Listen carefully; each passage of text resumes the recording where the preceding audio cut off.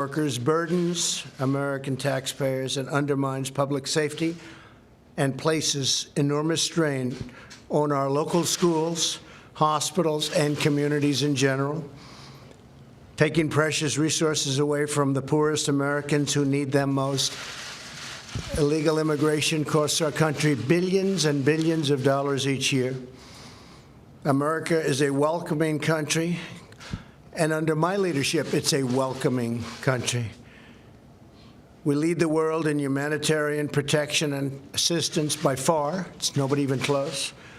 We have the largest and most expansive immigration programs anywhere on the planet. We've issued 40 million green cards since 1970, which means the permanent residency and a path to citizenship for many, many people. But we will not allow our generosity to be abused by those who would break our laws, defy our rules, violate our borders, break into our country illegally. We won't allow it.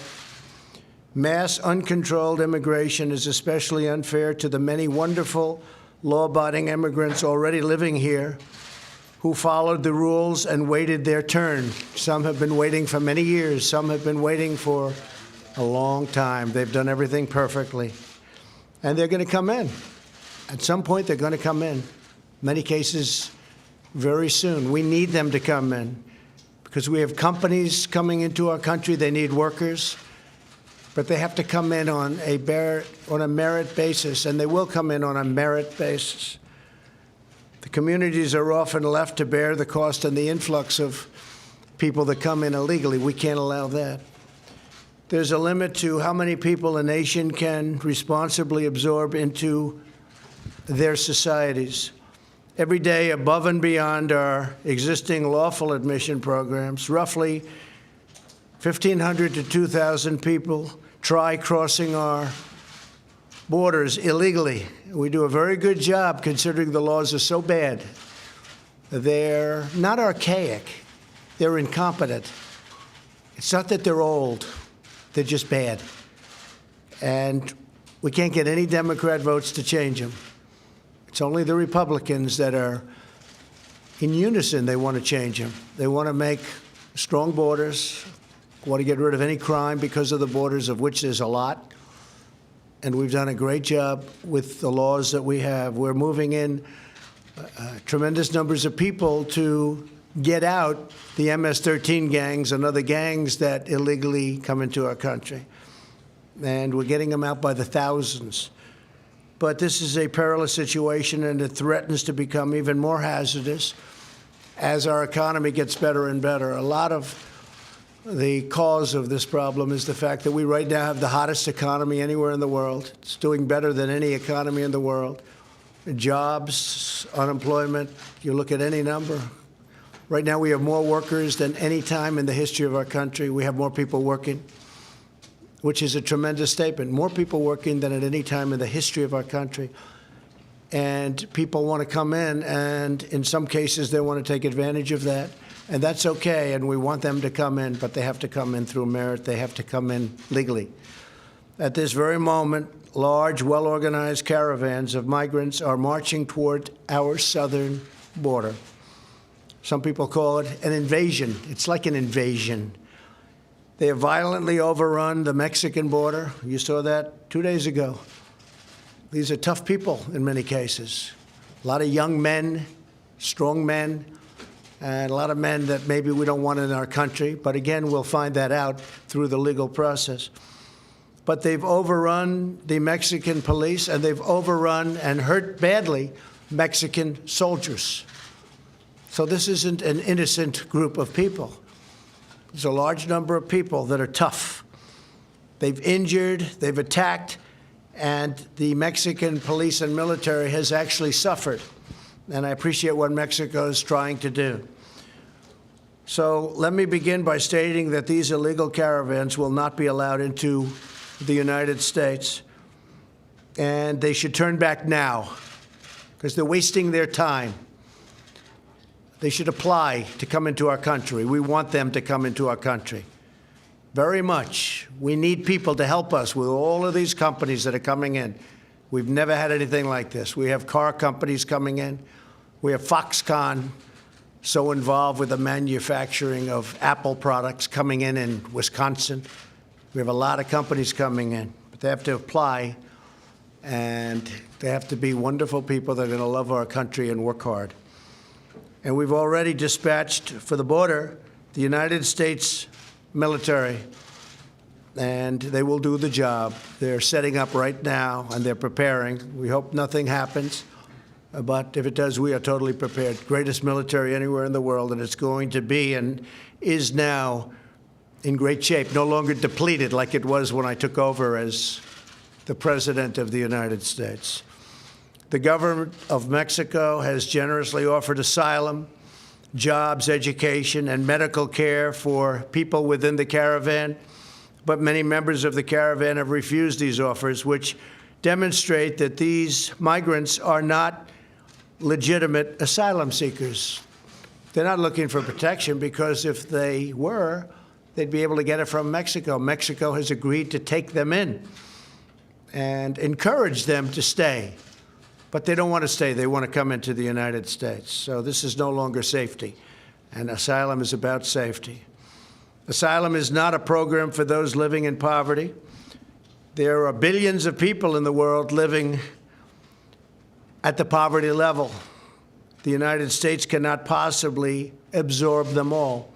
Asylum is a very special protection intended only for those fleeing government persecution based on race, religion, and other protected status.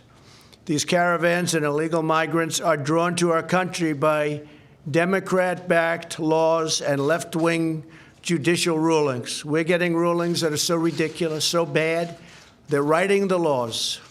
Can't do that. Collectively known as an example, catch and release. It's a disgrace that we have to put up with it. These policies lead to the release of illegal aliens into our communities after they've been apprehended. But we're not releasing anymore. Big change as of a couple of days ago. We're going to no longer release. We're going to catch. We're not going to release. They're going to stay with us until the deportation hearing or the asylum hearing takes place. So we're not releasing them into the community. We have millions of people that over the years have been released into the community. They never show up for the trials. They never come back. They're never seen again. And those people, they know who they are. And we know a lot of where they are, who they are. And those people will be deported, directly deported. The biggest loophole drawing illegal aliens to our borders is the use of fraudulent or meritless asylum claims to gain entry into our great country.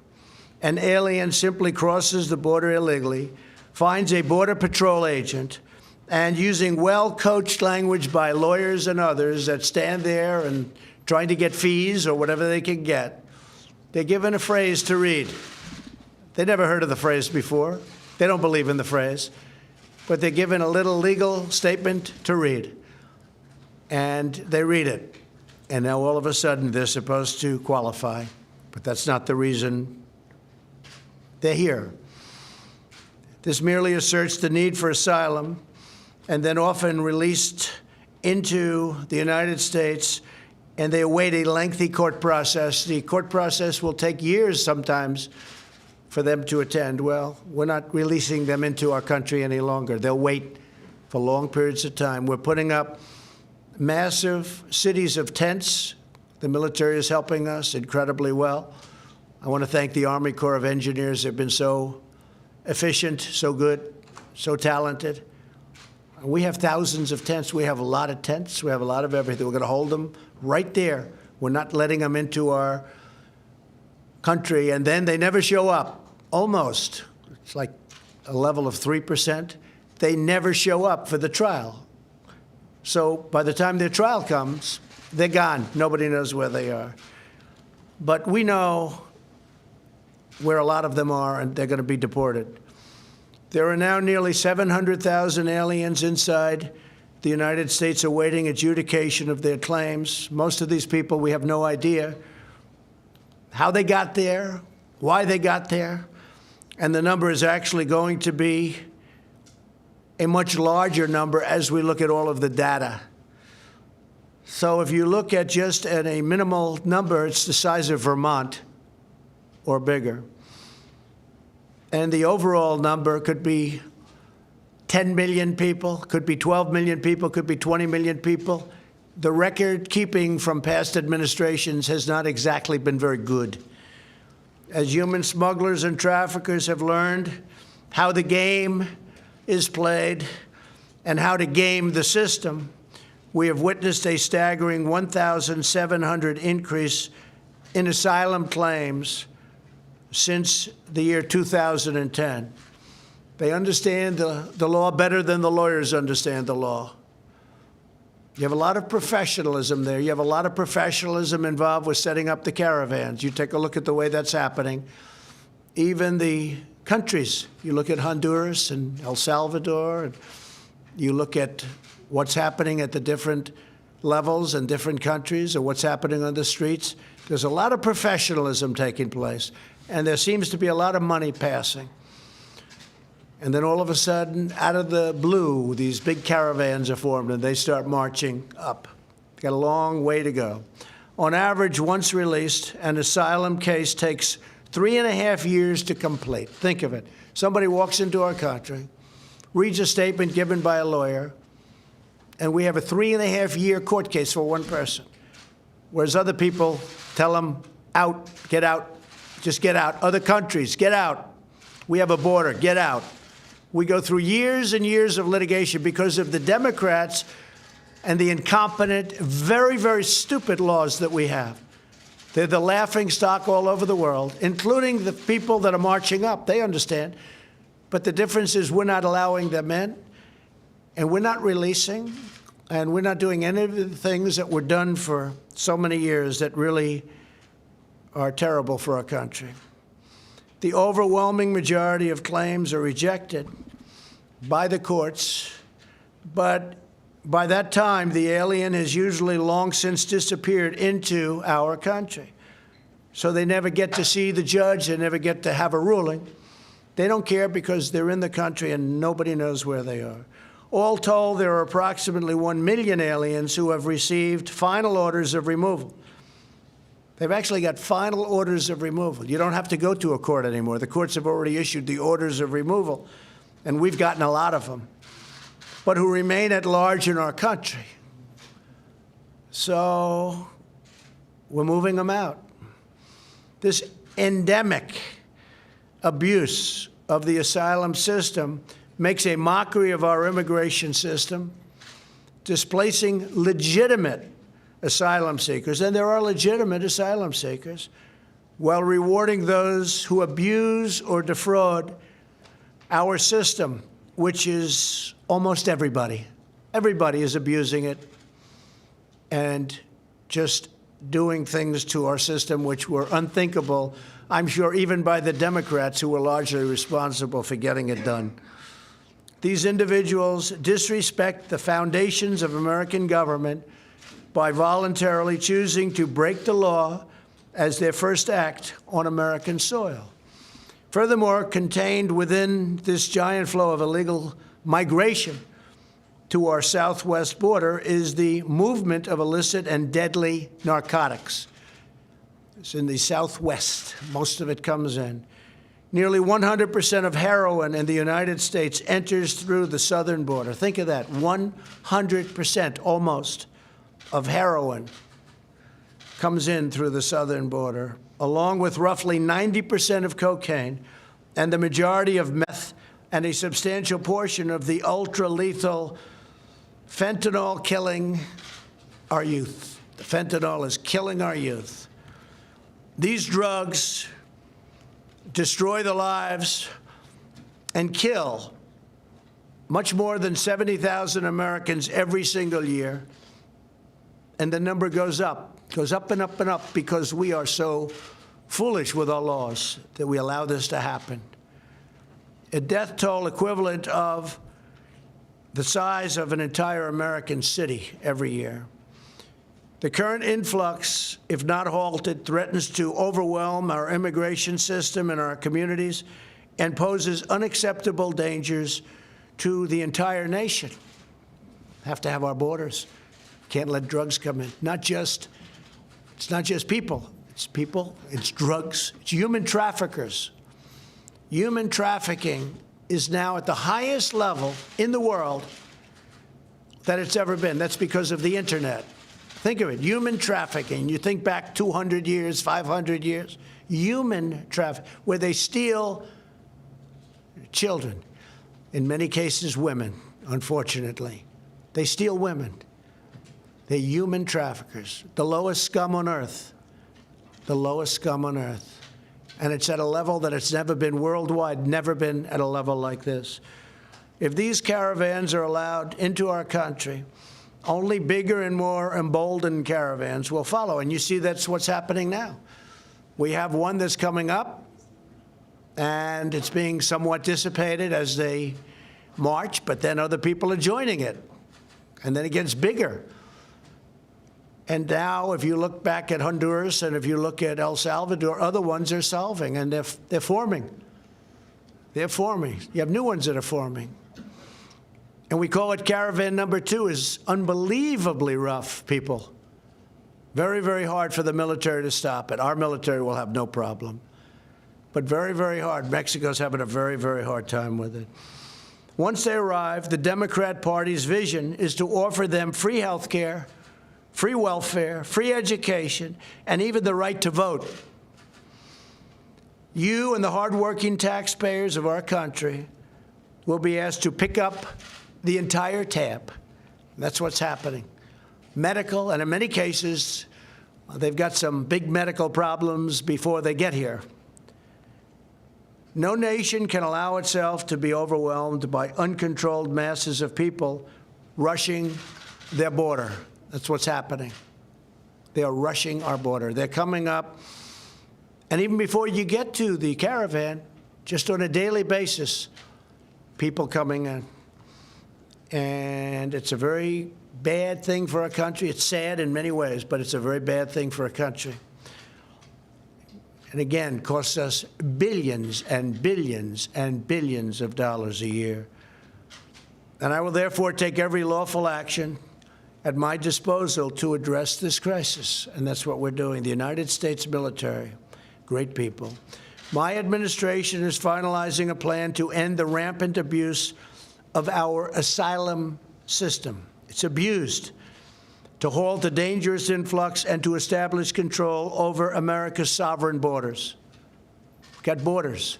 And once that control is set and standardized and made very strong, including the building of the wall, which we've already started, $1.6 billion spent last year, $1.6 billion this year. We have another 1.6 that will be coming, but we want to build it at one time. All it does is turn people in a different direction if you don't. We want to build it at one time. Under this plan, the illegal aliens will no longer get a free pass into our country by lodging meritless claims in seeking asylum. Instead, migrants seeking asylum will have to present themselves lawfully at a port of entry. So they're going to have to lawfully present themselves at a port of entry. Those who choose to break our laws and enter illegally will no longer be able to use meritless claims to gain automatic admission into our country. We will hold them for a long time if necessary. The only long-term solution to the crisis and the only way to ensure the endurance of our nation as a sovereign country is for Congress to overcome open borders obstruction. That's exactly what it is. It's open borders obstruction. No votes. You can come up with the greatest border plan, the greatest immigration plan. You won't get one vote from a Democrat. They have terrible policy. In many cases, they're terrible politicians. But the one thing I give them great credit for, they vote as a bloc. They stick together. And we will end catch and release. We're not releasing any longer.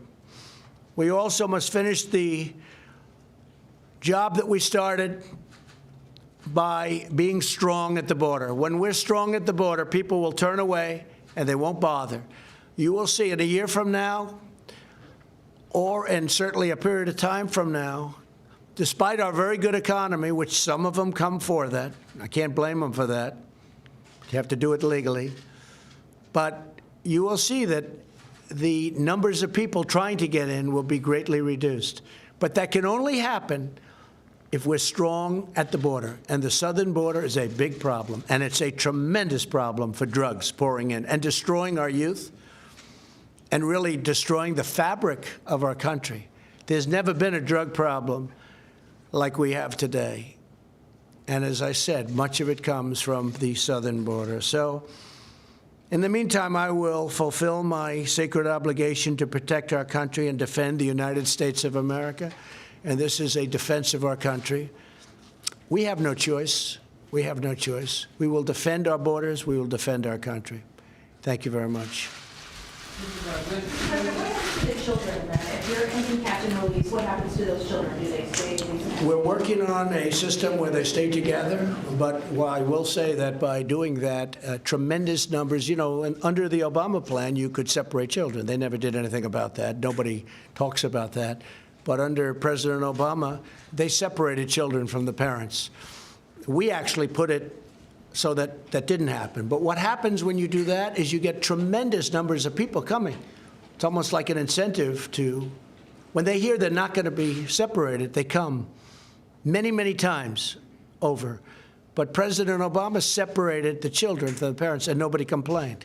When we continued the exact same law, this country went crazy. So we are going to continue and try to continue what we're doing. But it is a tremendous incentive for people to try.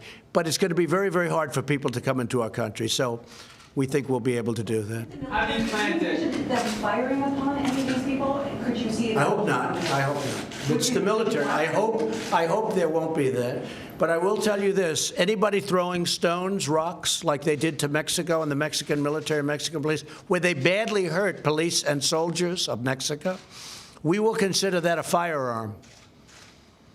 Because there's not much difference when you get hit in the face with a rock, which, as you know, it was very violent a few days ago, very, very violent.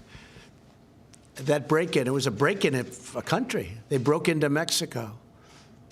And you look at what's happening in Guatemala, just to mention Guatemala, along with El Salvador and Honduras.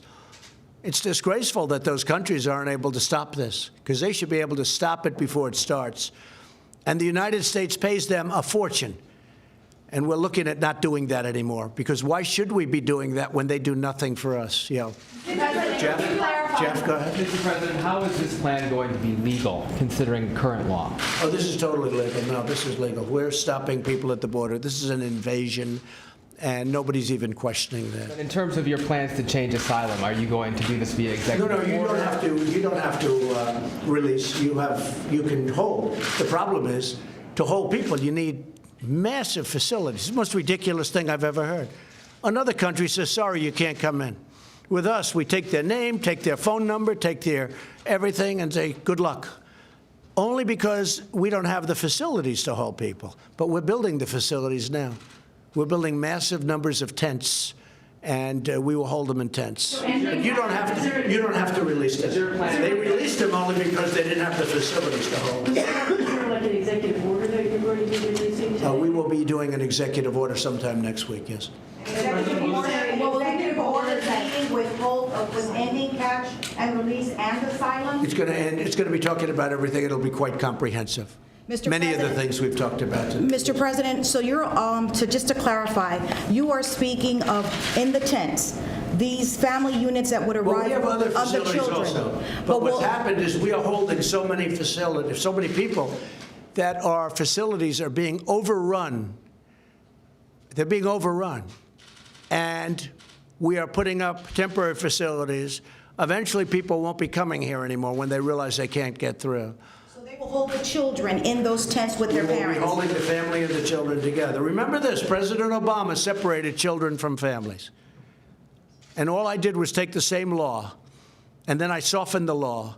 But by softening the law, many people come up that would not have come up if there was separation. What do you say to the critics what do you say to the critics who think this is a political thing before the midterm? There's nothing political about a caravan of thousands of people and now others forming, pouring up into our country. We have no idea who they are. All we know is they're pretty tough people when they can blast through the Mexican military and Mexican police. They're pretty tough people.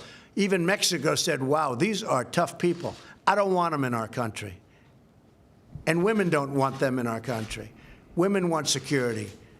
Men don't want them in our country, but the women do not want them. Women want security. You look at what the women are looking for. They want to have security. They don't want to have these people in our country, and they're not going to be in our country. It's a very big thing. Yes. When you talk about finalizing a plan to end asylum, is this a plan that will be included in that executive order? People are going to have a chance to go for asylum, but if you look at the records, not very many people are allowed to stay once they go to court. But what happens is they were using asylum. First of all, they were told what to say by lawyers and others. Read this statement. You read the statement, and now you're seeking asylum. The whole thing is ridiculous, and we won't put up with it. President Trump, U.S. law and international law says that people who have valid claims have a right to seek asylum. So why would be? Well, they're going to go to court. They're going to go to court, as crazy as it sounds. They're going to go, excuse me, ready? They're going to go to court, and a judge is going to determine. But usually when they go to court, they're deported. It just seems that most of the people are deported once they go. The problem is they never end up going to court because when they come in, they're told to come back in a year for a court case, and they disappear into the United States, never to be seen again. But the current laws But we're doesn't going to be, say about holding and they're people given detention. deportation notices. We will be deporting those people. So we're not for a changing law, a changing law? Rock throwing like that in Mexico would be considered. We will consider that the maximum that we can consider that because they're throwing rocks viciously and violently. You saw that 3 days ago, really hurting the military. We're not going to put up with that. They want to throw rocks at our military fights back. We're going to consider it. I told them, consider it a rifle. When they throw rocks like they did at the Mexico military and police, I say, consider it a rifle. Jeff? Separate topic, sir. Did you offer Heather Nauer the job of UN ambassador? No, she's under very serious consideration. She's excellent. She's been with us a long time. She's been a supporter for a long time, and she's really excellent. So she's under very serious. We'll probably make a decision next week. We have a lot of people that want the job, and there are a lot of really great people, but we'll be talking about that next week sometime. And did you see Oprah Winfrey's comments today? I didn't. What did she say? She was campaigning in Georgia at the same time that Vice President Pence was. At the same time as Excuse me, at the same time the Vice President Pence was encouraging people to vote and Well, that's okay. I mean, look, I was on Oprah's last week of her show. Oprah liked me very much. I've always liked Oprah. You know, Oprah's good, but the woman that she's supporting is not qualified to be the governor of Georgia by any stretch of the imagination. And I'll be in Georgia the next few days, and we have a tremendous, around Macon, we have a tremendous crowd already. Nobody has a crowd like we have because people want to see a great governor of Georgia. And I think Brian's going to be a great governor of Georgia. I think he'll be a fantastic governor. He's totally qualified. She is not qualified to be the governor of Georgia. She's not qualified. And Georgia's a great state. It's a great, great state. Take a look at her past, take a look at her history, take a look at what she wants to do and what she has in mind for the state. That state will be in big, big trouble very quickly. And the people of Georgia don't want that. Question? Received an update on an election integrity. Can you say for a fact that our elections are Yeah. I just met with the FBI, with Chris, and the Justice Department, and with Secretary Nielsen, and they've spent a lot of time and effort and some money on making sure that everything with respect to the election coming up in 5 days is going to be perfect and safe. There will be hopefully no meddling, no tampering, no nothing. And we spent a lot. Now, President Obama had the chance to do that in September before 16, but he chose not to do that because he thought Hillary Clinton was going to win. And while everybody agrees it didn't affect the vote at all, Nevertheless, he could have done things that probably would have made it a little more obvious, a little clearer. But he was told by the FBI in September, before the election in 2016, about potential meddling or potential Russian meddling, and he did nothing about it. He didn't do that because he thought that Hillary Clinton would win. All right, one more. Are you optimistic that you can still get the continuing resolution through December 7th for Homeland Security on even if the Democrats take the House? I think we're going to do very well in the election. I must tell you, if you look at the races, if you look at the Senate, which is very important, obviously. I'm leaving today. I'll be in Missouri, and I'll be touching down at a number of places over the next 5 days. But I think we're doing very well in the Senate, and I think we're doing very well in the House. The only problem is with the House, there's so many people. I'd like to stop for every one of them, but there's so many people. But I think we're doing very well in the House. I think people want to see strong borders. I think they want to see security. They want to see good health care. They want to see the things that we're providing. They don't want to have their taxes increased. We're decreasing their taxes. We just announced yesterday, you probably heard, Kevin Brady put it out, a reduction of tax. We're going for a reduction of middle income tax of 10%. The Democrats want to, double up your taxes. In some cases, you have to pay 3 times what you're paying right now in order to get bad health care. And so what we're doing is something that I think the people want, and I think we're going to do very well in the election, even though history says that whoever the president may be, it trends the other way. It certainly does seem that way, but nobody's ever been president that has the greatest economy in the history of our country. This is the greatest economy in the history of our country. These are the greatest unemployment and employment numbers in the history of our country. Nobody's ever had that to campaign with, so I do. Thank you all very much. I appreciate it. Thank you. All right, President Trump speaking there at the White House on a range of topics, answering a number of questions from reporters, discussing everything from election security, of course, with the midterms coming up next week, from the upcoming midterm political landscape, as well as the migrant caravan and the issue of asylum. Let's turn right now to our CBS News White House correspondent, Weijia Zhang, who was listening in on that. And Weijia, very fascinating exchange once again between the president and reporters. But I want to ask you, first of all, on this specific point that the president brought up in defending the zero tolerance policy that has resulted in the separation of children and families at the borders. Just for our viewers who may not be familiar with that issue, the president repeated a claim that has been made time and time again about previous administrations, specifically the Obama administration, also separating children and families as a result of immigration policy. Can you just give us some context on that point, Weijia? Oh, sure. Under the Obama administration, there were detentions. There were cases that the government looked at and cases where they deported families. And under that administration, there were also times when families were separated as a result of different conditions or things that might have happened. For example, if child trafficking was suspected, if there wasn't enough room in a family detention center, if the relationship between the child and the adult could not be confirmed, there was separation so that officials could investigate and make sure that that relationship was legit. But what happened under the Trump administration is very different. Remember, this was a zero tolerance policy directed by the president to the Department of Justice to separate families immediately if they had children at the border. And that's why we saw so much chaos there. That's why we saw so many children being held in, those cage-like structures right away. It wasn't because they found a reason other than the fact that this was a family that included children.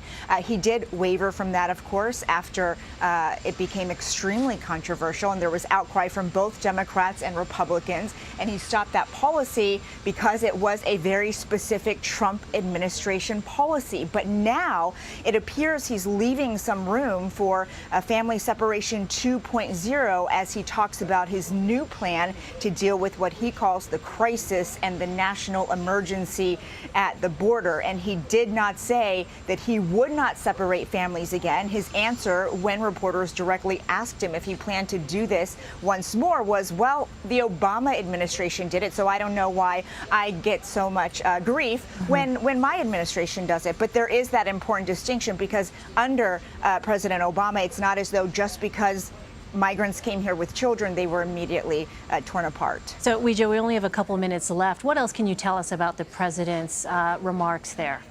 Well, much of these remarks offer nothing new in terms of substance. He repeats these talking points many times. We've heard in recent weeks leading up to what happened just now in the Roosevelt room. But what is new is his new plan, he says, is being finalized to change the asylum system here in the United States. So scattered along the southern border, we have what's called ports of entry. And those are official checkpoints where migrants are supposed to go to be checked, and that's where they can, begin the process of seeking asylum. They will undergo an interview to see if they have credible fear, and if they do, they will eventually be granted a trial and a date to present their case before a judge and seek asylum. Now, if you do not go to one of those official checkpoints, under immigration law here in the U.S., you are apprehended, and you still have the right to present your case before a judge and to seek asylum. But the president today said that will no longer be the case, that if you do not go to an official port of entry, essentially you'll be automatically denied the ability to seek asylum. And there's a couple problems with this. Immigration lawyers say will likely immediately be challenged in court because, frankly, after a grueling trip that many of these migrants make, they don't know where to go. It's not as though they have a GPS system on their phone or maps to look for these ports of entries. And also, the ports of entries are very clogged up. There are only about 50 of them, 48 or so, and there's a long line, and they only see so many people a day. So that's another problem when you're talking about women with children who are just trying to seek some help. So we do expect that there will be many legal challenges, but the president says this is his solution among many to handle the caravan that is making its way to the U.S. All right, all of this coming less than a week from the midterm elections, when the president and other Republicans are trying to ensure every Republican base member votes. You're right. And many voters come out. All right, Weijia Jiang at the White House for us. Thank you, Weijia. We're going to take a short break. We'll have the rest of the day's news ahead. You're streaming CBSN. CBS News, always on.